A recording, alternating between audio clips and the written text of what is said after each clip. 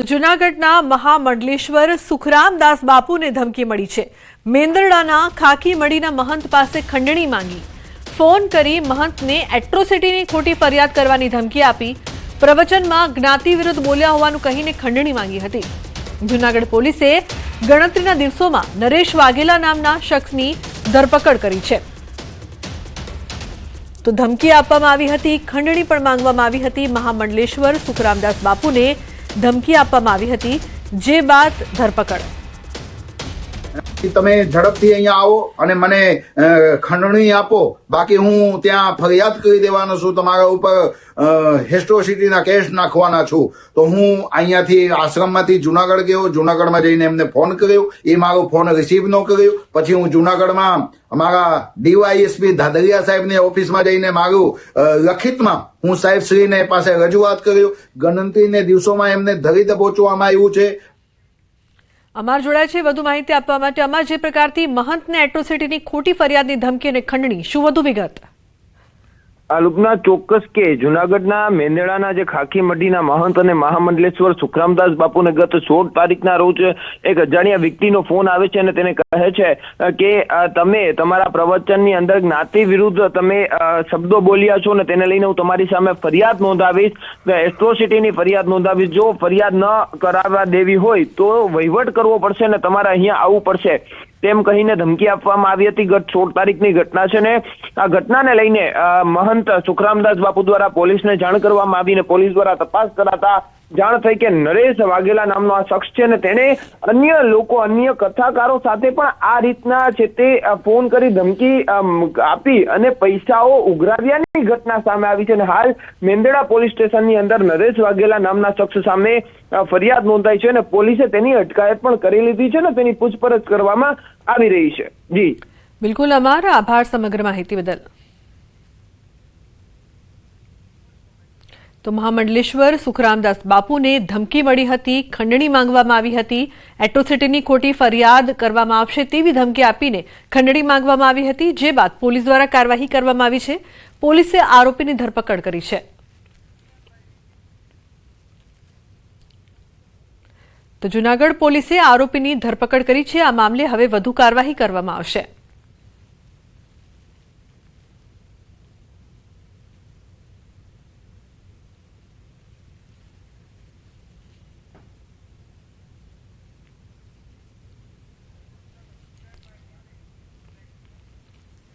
ગીર સોમનાથ જિલ્લાના વરસિંગપુર નજીક Somnath Bhavnagar national highway પર આવેલા બ્રિજમાં તિરાડો પડવાના દ્રશ્યો સામે આવ્યા છે।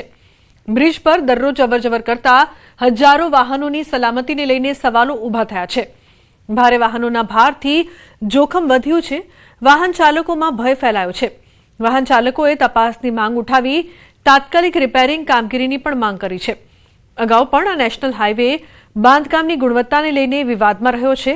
તંત્રની બેદરકારી સામે સ્થાનિકોમાં રોષ છે, ત્યારે સંબંધિત વિભાગ સમયસર પગલાં લે છે કે નહીં તે જોવું રહ્યું। ઘણા ટાઈમથી આ બધા ટરો પડેલા છે આની અંદર અને બહુ ઘણા ટાઈમથી જોઈ છે। આટલા તો લગભગ તો વારે કે નાના મોટા ખાલી ઠીકરા જ મારે છે, બીજું તો કઈ કરવા કઈ આવતું નથી। જો બનતે પછી વહેલા સકેત આવીને આની કઈ કાર્યવાહી અને રિપેરિંગ કામ કરે તો વધારે સારું। રોડના તરાડા પડી ગયા છે ને આ બધું એટલું થોડું પેઈ ગયું છે। 2-3 ઠેકાણા પુલમાંથી આવે છે, આપણે ગાડીઓ લઈને નીકળી બહુ તકલીફ જેવું થાય છે। આ ભેગ તો લાગે ને, તરાડા પડી ગયા છે। વહેલી સતી થાય તો સારું કહેવાય, આપણે એમ કહીએ વહેલી સતી સારું કરે સારું, બધા વાહન માટે સારું એમ। અને બધા વાહન વાળા અમુક 2 વ્હીલ વાળાને બીક લાગે છે, આમાં ક્યારે ગોઠો મારી જાય નક્કી નહીં। મહીસાગરના સંતરામપુર તાલુકાના ખેડાપા બેટ વિસ્તારના લોકો છેલ્લા કેટલાય વર્ષોથી ભારે હાલાકી વેઠી રહ્યા છે। કડાણા ડેમના પાણીની વચ્ચોવચ્ચ રહી પોતાનું જીવન પસાર કરતા લોકોને નથી મળી રહી પ્રાથમિક સુવિધા। આજે પણ અહીં નથી કોઈ આંગણવાડી કે નથી કોઈ લાઇટની સુવિધા કે નથી કોઈ શાળા। અહીંના લોકો માત્ર નાવડીના સહારે પોતાનું જીવન જીવી રહ્યા છે। લાઇટ ન હોવાથી દીવાના મહિલાઓ પણ દીવાના પ્રકાશે રસોઈ બનાવી રહી છે। અહીં કોઈ આંગણવાડી કાર્યકર પણ બેટ વિસ્તારમાં બાળકો માટે નથી જતી। 108 ના આવી શકતા સગર્ભાઓને નાવડીમાં બેસાડીને લઈ જવી પડે છે।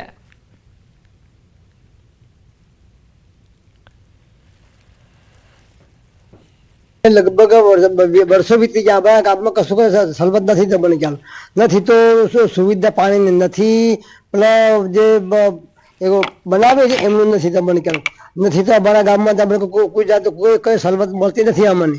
અને ઝોપડા પડી રહ્યા છે અને અંધારામાં અમે સાહેબ દીવો બાજુ છોરા પણ આવતી છે તમને ખ્યાલ. સાહેબ લગભગ 30 થી 40 વર્ષ થવા તમને ખ્યાલ. ડેમ બાજુ તારની વાત છે સાહેબ, અમને વાત નથી તમને. ડેમ બાજુ ને ના પાણી છે તારની વાત આમ જ પોઝિશન અમારી તમને ખ્યાલ. આ પાણીમાં અમે ફૂટેલી નાવમાં ઘસીને લઈને અમે આવ્યા 7 કિલોમીટર, એટલે અમે આવી શકીએ છીએ. અને અમારા કંઈક વસ્તુ લેવા જવાનું હોય તો અમને તકલીફ પડે છે. આજુબાજુ કડણાનું પાણી ફરી વળેલ છે અને અમારા છોકરા ભણાવવા માટે બહુ તકલીફ પડે છે. અમને કદાચ અમને બીજી જગ્યા પર કોઈ મળતી નથી. એટલું જ નહીં, ફળિયાના પરિવારો આજે પણ દીવો સળગાવીને રાત વિતાવે છે.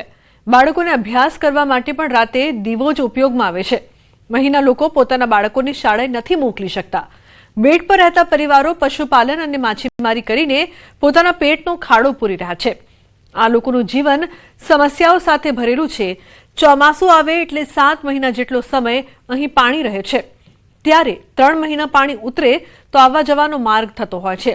સ્થાનિકોની આ હાલતને જોતા ગુજરાતના કહેવાતા વિકાસ મોડેલ સામે અનેક સવાલો અહીં ઊભા થાય છે. ત્યારે ગ્રામજનો અહીં પ્રાથમિક સુવિધા આપવાની સરકારને ઉગ્ર માંગ કરી રહ્યા છે.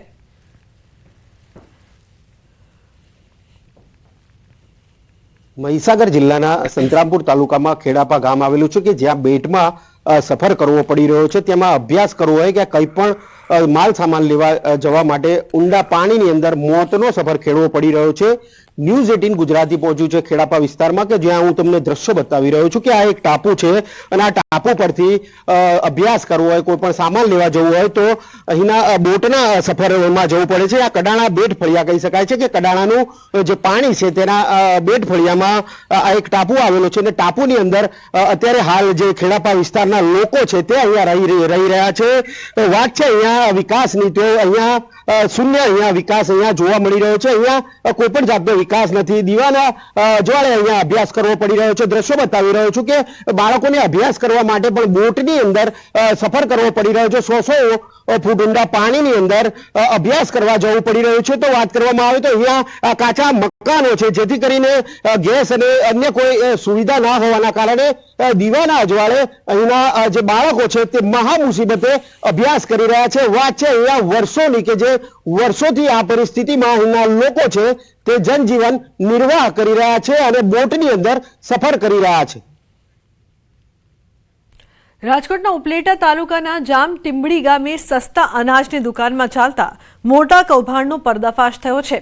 છેલ્લા 7 મહિનાથી ગરીબ લાભાર્થીઓને પૂરતું અનાજ ન મળતું હોવાની અને સંચાલકો દ્વારા તોછડું વર્તન કરાતી હોવાની ફરિયાદો ઉઠી હતી. સ્થાનિકોએ ગંભીર આક્ષેપો કર્યા છે કે દુકાનદાર દ્વારા અનાજ બારોબાર સગે વગે કરીને વેચી દેવાનો અને સંચાલકો અનાજના જથ્થા પર થૂકતા હોવાના આક્ષેપો કર્યા હતા.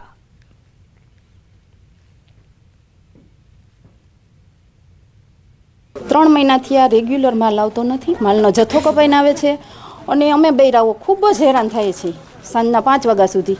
છતાં પણ વારો આવે તો એ બંધ કરીને વયા જાય છે અને અમારા છોકરા ઘરે દુઃખી થતા હોય તો અમારે 3 દિવસ લાઈનમાં ઊભા છતાં રેશનનો માલ પૂરો આપતો નથી. તો અનાજ વગરના અમારા છોકરા દુઃખી થઈ પડે ને. 15 દિનનું રાશન હોય તો અમારે સાહેબ મહિનો દિવસ નીકળતું હોય પણ છતાં અમને પૂરો માલ મળતો નથી. મને 7 મહિના ત્યાં માલ ના દીધો એટલે મેં એમ કીધું કે 2 મહિનાનો ભેગો દ્યો, કારણ કે 7 મહિનાનો ન આવ્યો, અમે મજૂરી માણસ છે તો 2 મહિનાનો માંગી શકી ને. તો અમને ધક્કા ખવડાવે, આવ્યો નહીં અને હું આવી ને એટલે આ કૂપન મને માથે માર્યું એ કે નહીં જાવ, જેને કેવું હોય એને કહી આવો, આજે નથી દેવો ને કાલે નથી દેવો, એવો અમને અમારે સામે વતન કરે છે. કે મોટરસાઇકલમાં માલ વયો જાય, રિક્ષામાં માલ વયો જાય. અમે એવી રજૂઆત કરી તો ગેરવર્તન કરે અમારા સામું. અને દર વખતે કે અને મામલતદાર સાહેબે આવ્યા હતા એટલે એ બેને એવું કીધું કે મને 2 મહિનાનો ટાઈમ આપો, આ હું સુધારી દઈશ. તો સાહેબે કીધું કાંઈ વાંધો નહીં. અમે ગ્રામજનોએ એવું કીધું કાંઈ વાંધો નહીં, 2 મહિનામાં બેન સુધારી લે. તો એની પોઝિશન રહી છે. બપોર 11 વાગે આવે અને 3 વાગે વહી જાય. અમે લાઈનમાં ઊભીને ઘરે વહી જાય, ભૂખાને તીરસા બેઠા હોય. 6-7 મહિનાથી આવી રીતે અમારો આવેલા રજૂઆત કરતા નથી કાંઈ ફેર. માલ જાય છે કે આવે છે? માલ હવે એ લોકો બરોબર વેચી નાખે. તમારી માંગણી શું છે? અમારી માંગણી આમાં ન્યાય, ગામના લોકોને ન્યાય મળવો જોઈએ. આ ભાઈ ખોટો છે એ રદ કરી બીજા વ્યવસ્થિત માણસને આપે. સ્થાનિકોની ફરિયાદો બાદ મામલતદારની ટીમે દરોડા પાડ્યા હતા અને તપાસ દરમિયાન સરકારી રેકોર્ડ કરતા અંદાજે 4000 કિલો જેટલો અનાજનો જથ્થો ઓછો મળી આવતા તંત્ર ચોંકી ઉઠ્યું હતું, જેને પગલે પુરવઠા વિભાગે તાત્કાલિક ધોરણે દુકાન સીઝ કરવાની કાર્યવાહી હાથ ધરી છે. ઉપલેટા તાલુકાના જામ ટીમરી છે, ત્યાં ન્યૂઝ 18 ટીમ પહોંચી છે. ત્યાં સસ્તા અનાજની જે દુકાન આવેલી છે તે લોકોને જે સસ્તા અનાજનો જથ્થો તો ઉપરથી આવે પણ લોકોને આપવામાં નથી આવતો, જેના 7 મહિનાથી લોકોને હેરાન અને પરેશાન કરવામાં આવે છે. 4 દિવસ સુધી લાઇનમાં ઉભો રહેવો પડે છે, પણ છતાં એ એવું કહે છે ઘણા કે અત્યારે કંઈ છે નહીં, એવું કે જવા દેશે. પછી જે જથ્થો છે જે સરકાર દ્વારા પૂરેપૂરો આપવામાં આવે છે તે જથ્થો બારોબાર વેચવામાં આવે છે, તેવા ગ્રામજનોના આક્ષેપ છે. આપણે પહેલાં સીધા દ્રશ્યો બતાવીશ કે આ જે સસ્તા અનાજની દુકાન છે તેના દ્રશ્યો બતાવીશ કે અંદરમાં માલનો જથ્થો તો છે પણ માલનો જથ્થો આપવામાં આવતો નથી. જે ગરીબ જે મધ્યમ માણસો છે તેને આપવામાં શું કામ નથી આવતો, એક મોટો સવાલ છે. હાલ મામલતદારની ટીમે અહીંયા પહોંચી છે. આ માલનો જથ્થાના આપણે દ્રશ્યો બતાવીશ કે આ છેલ્લા 7 મહિનાથી ગ્રાહકોને માલ આપવામાં નથી આવતું, તો આ માલનો જથ્થો છે તે જથ્થો માલનો બારોબાર વેચી નાખવામાં આવે છે. એક મોટો સવાલ છે.